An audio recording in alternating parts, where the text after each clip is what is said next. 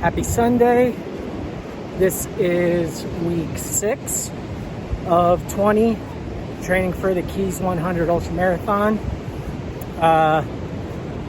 Stuff got away from me last week. Didn't remember to do a video check-in, so I'll cover a little bit of last week on this one. Things are pretty good, pretty smooth, no hang-ups, no issues, just staying the course, following the training. Last week, the total volume was, I think, somewhere around 63 miles. Likewise, this week's volume is 63 miles. I did count that. Last week, the weekend runs were 15 miles and 15 miles. But on Saturday, the first one, it was a tempo run. And the rules for the tempo runs are that you would carry a pace about a minute or so faster than normal training pace. So my normal training pace on a good day is 10 minutes a mile.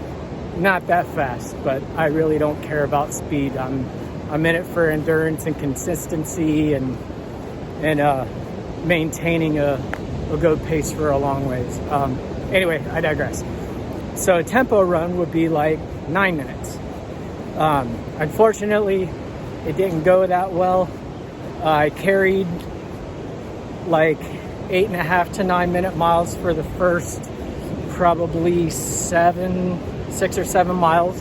So that went really good. The first half went really good. And the second half, I had to go to the bathroom a few times, and it just kind of knocked me off my pace, and I was out of breath, winded, so I just kind of trotted back in. But it was a good run. And the next day was just a nice, easy 15-mile run, so that went well. No issues there. This week, it is 18 miles and 15 miles. So, and nothing special about them, just long training runs. Going pretty good. I'm doing the 18-miler today. I'm on 12.5 miles now. I didn't really have any plan, just go out, have a nice run. It's a beautiful day. I'm not pushing the puppy cart.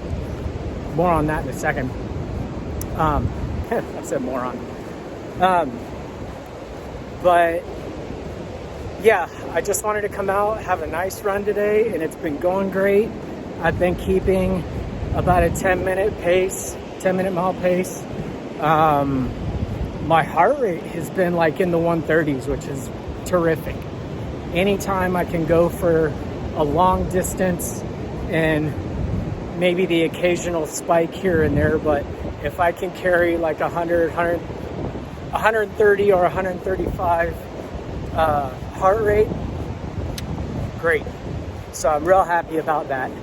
That means my nutrition is going well, my hydration is going well, my training is going well, my sleep is going well. My sleep is fantastic. I haven't slept this good in ages.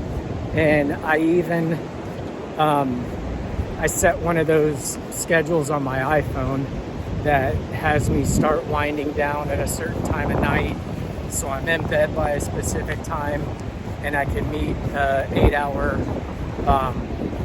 8-hour sleep goal. And I've been hitting that, and everything's just been great. So I feel really good. I had a little tweak in my lower back, not anything like I had last year a couple times, where it felt like just someone took a screwdriver and cranked it in my back. This was just my body saying, hey, I'm here. Dial it back a couple. So I took the week off of any kind of strength training, and I've just been doing stretching and running. And that feels fine. So I'll be back to doing my little strength training workouts. And my strength training workouts aren't powerlifting. If you've known me for a while, you know I was into powerlifting for a while. It's not anything like that. All I do is, it's about 30 minutes. I have two 25-pound dumbbells. I do squats with those and calf raises.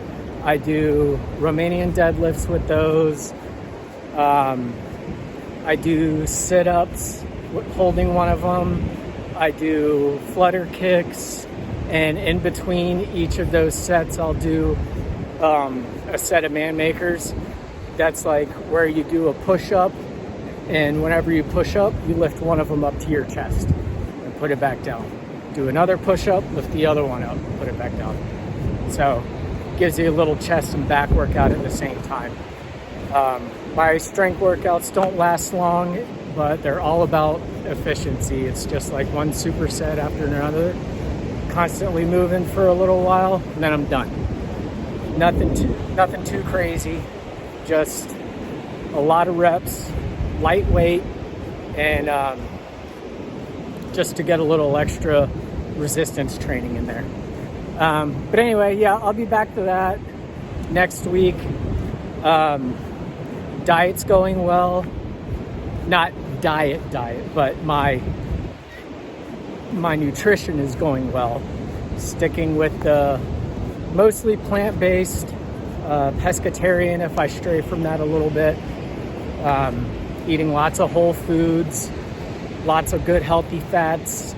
I've even gotten to making my snacks instead of just like peanuts and chips and stuff. Frozen fruit.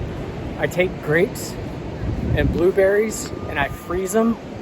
Pro tip, if you take any kind of fruit like that or any kind of sweet, it makes it 10 times better when it's frozen. And that's science. I've tested it. I've done that science, so trust me. So yeah, things are going really well. Next week, I didn't count the total volume, but I did look at my training runs next week. It's gonna be my first, what I would consider like a medium to long run. It's 25 miles. Not terribly long, relatively. So my classifications for runs, if it's 15 miles or 18 miles or under, short run. From there to like 20-25 miles is like a medium run. 25 to 30, maybe medium long, and then over 30 it's going to be, I'll call it a long run. And that's just relative for me. What's long for me is extremely long for somebody else, or what's long for me could be just a moderate run for some people. What I always say is we all have our own hard. And as long as you keep going after what's hard and working at it, that's what matters. It doesn't matter if hard for you is 35 miles or 5 miles. It doesn't matter. So yeah, that's going to be fun. The weather is starting to warm up a little bit. It's not hot yet, thank God. It kind of feels hot because it's been really cool lately. Like yesterday and today, it's gotten up to like 72, which is not hot at all. But when it's 72 in Florida and the sun's out, no clouds, it starts to feel hot. And I'm not emotionally prepared for that. I joke. I'm good this week. Had a rough week last week. Good week this week. So there's your short mental health check-in. But yeah, starting to sweat a little more. Things are starting to feel normal on my runs. Like as far as sweat and temperature and heart rate and stuff. But yeah, so I've taken a long enough walk break, and that's my check-in for this week. And I'll let you all know how the 25 miler and I think the 15 miler is the shorter one. I'll let you know how that goes. So wish me luck. Love you. I forgot the little tidbit about the puppy cart. So on all of my weekly runs, as long as the weather has been nice and I can take him outside, I take Bernie, my dog, Bernie Sanders, the dog, in his little puppy cart, in his jogging cart, and I push him. It's some good resistance training, not too crazy because it rolls really nice, big wheels. When the wind picks up, it's like a dang wind sailboat sail. So that's tough. And I've even been taking him on my longer runs as long as the weather's nice. And today, it was super windy for a while, so I figured I would just leave him home and just come out and run by myself. And man, the difference that it makes training with that extra weight and extra resistance every day, and then coming out here and not having it, just being by myself, makes such a big difference. So that's really paying off. Plus he has a blast when he comes out, and most of the time we can end it with him running like the last mile or two with me. So all in all, that works out really well. So if you have a dog or a kid, get a jogging cart, and it'll help boost up your strength a little bit, and it's kind of fun. So yeah, see you later.